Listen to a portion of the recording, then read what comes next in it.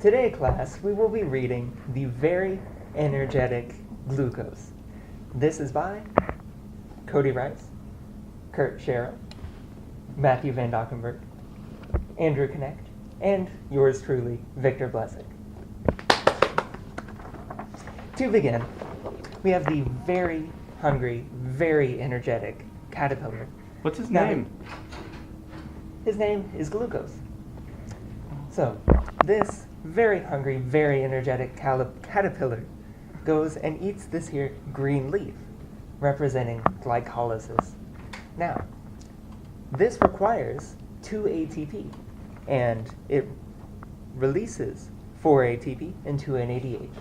Well, since it releases 4 ATP, but it requires 2 ATP, how many ATP does it gain? Kurt. 3? No, sorry. Matt. 2? Yes, very good. I hate you. Oh, Kurt. So, after it eats the 2 ATP and gets the 4 ATP and the 2 NADHs, it transforms into 2 orange and equally as hungry, equally as energetic caterpillars. And their names are pyruvate.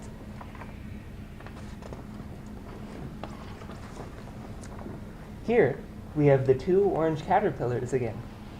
And they go to eat another leaf because, again, they are very, very hungry. This leaf is called pyruvate oxidation. So these 2 pyruvate caterpillars oxidize and produce 2 butterflies in the process. But What are the butterflies called? they're called NADH, or NAD for short. Now, after this, they turn into 2 red caterpillars called acetyl-CoA. That's the red ones, right?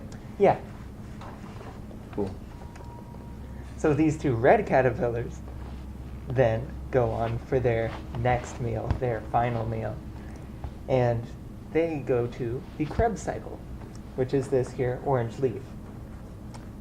Now, this disturbs 2 more butterflies. And top butterfly here carries 6 NADs and 2 FADs. The What do bottom those one- do? Well, they carry electrons to our next step that we're going to see on the final page.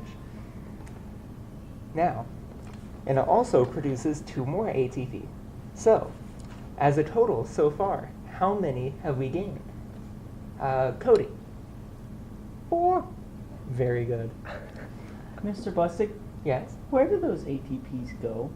Well, they are used to power different things in the cell, different processes, different reactions, so we can survive. So could the Yes. 2 ATP from this one go to the first step? They most certainly could. Okay. Very good. Very good thinking. So, after they have this huge meal, truly a huge banquet here in the Krebs cycle, they've finally gotten enough to eat. They finally become full. And what they do is they wrap themselves in the ETC, which stands for the electron transport cocoon. So, it is from this transport cocoon here that we start, and what happens is all of the butterflies from before that were carrying the NADs and the FADs, they crawl up all over this electron transport cocoon and power what is this oxidative phosphorylation, this yellow leaf.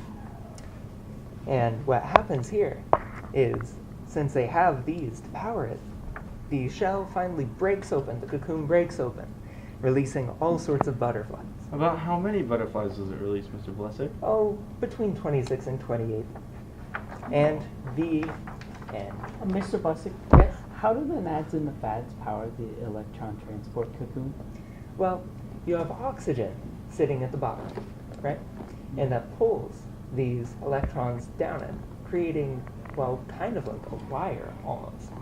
So, you know how electricity is the pulling of an electron down a wire? Yeah.